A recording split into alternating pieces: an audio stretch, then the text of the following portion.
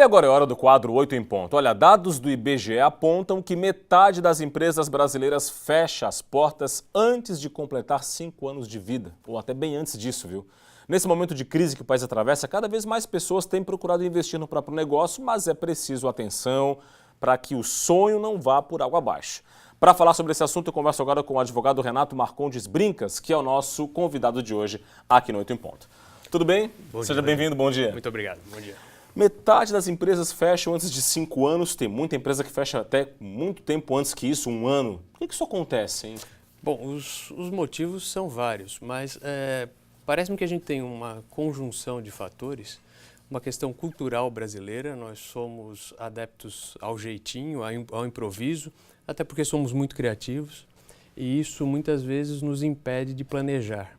A gente não tem aquela cultura de planejar muito e depois executar num prazo mais curto. A gente faz o contrário. Planeja pouco e executa em prazos longos e fica corrigindo problemas. E também, sem dúvida nenhuma, o nosso sistema é muito agressivo, muito contrário ao empreendedorismo. Nós precisamos evoluir muito nesses tópicos. Bom, diante disso, doutor, muita gente entra então no meio empresarial ainda sem ter exatamente a noção exata do que representa ser um empresário num país com um ambiente de negócios ainda muito burocratizado como o país, com dificuldades como tem o país. Muita gente entra para ser empresário, ainda não conhece bem os meandros desse meio? Sem dúvida. A gente não tem a profissão de empresário, a profissão de empreendedor tratada como tal. Você tem faculdades de direito, de medicina, as pessoas se formam, estudam, mesmo os cursos técnicos, mas ser empresário, que é uma profissão dificílima, você não tem preparo nenhum. Ninguém se prepara para isso, ninguém estuda. Temos algumas entidades que visam dar formação aos empreendedores, mas isso ainda é muito incipiente. Então, quando você entra nesse mercado, muitas vezes, principalmente em momentos de crise, você entra nesse mercado vindo do desemprego.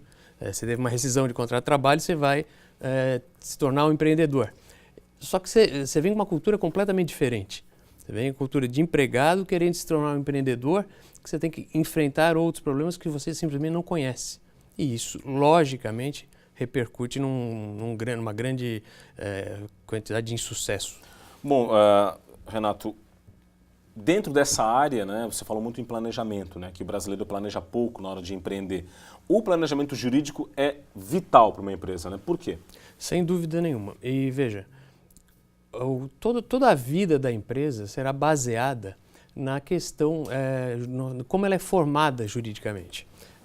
Se você começa a empresa sem tomar atenção, sem o mínimo de conhecimento de para onde você vai caminhar, lá na frente você vai ter esse problema, essas coisas vão repercutir. Você pode citar várias coisas, por exemplo, a tua relação com os teus empregados, a relação com os teus sócios, a própria relação com fornecedores, com o próprio Estado. Você não sabe como é que você vai pagar os impostos, que impostos você tem que pagar, o que você tem que recolher de previdência social. Isso tudo são questões que, se você não planeja, você chega, e não é muito longe. Um pouquinho para frente você vai começar a sentir os reflexos e os problemas daí decorrentes. E muitas vezes isso acaba com uma empresa, né? Com uma sociedade, com uma parceria, quando as regras não estão claras. Como é que funciona? Em que elementos deve ter um bom planejamento jurídico? Veja, eu costumo dizer que todos nós deveríamos pensar em qualquer forma de relação, a gente tem que pensar no problema quando está tudo bem.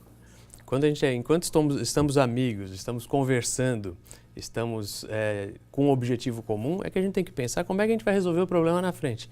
Isso vale para qualquer coisa, vale inclusive para o casamento.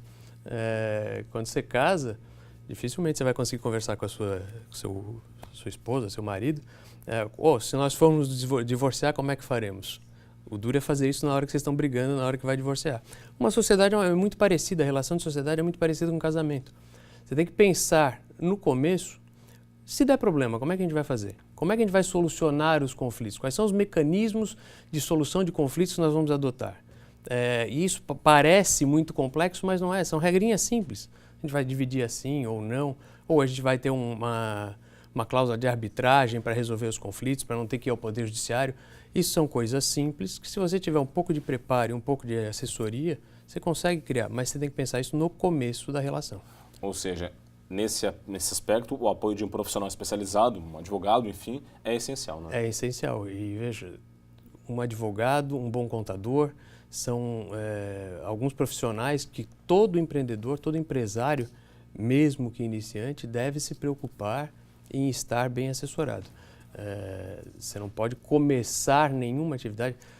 Você começa, né? A gente começa as atividades sem esses profissionais, mas você não deveria começar essas atividades sem estar cercado de bons profissionais dessas áreas. Com certeza. Dr. Renato Marcondes Brincas, advogado, muito obrigado pela sua participação aqui no 8 em Ponto. Muito obrigado, bom dia a todos. Tá certo. Falamos então aqui no 8 em Ponto um pouquinho sobre o planejamento jurídico como uma peça essencial para o sucesso de uma empresa, para o sucesso daquele que quer se aventurar no meio empresarial e obter sucesso no mercado cada vez mais concorrido. E no momento de crise, isso é mais importante ainda, não é?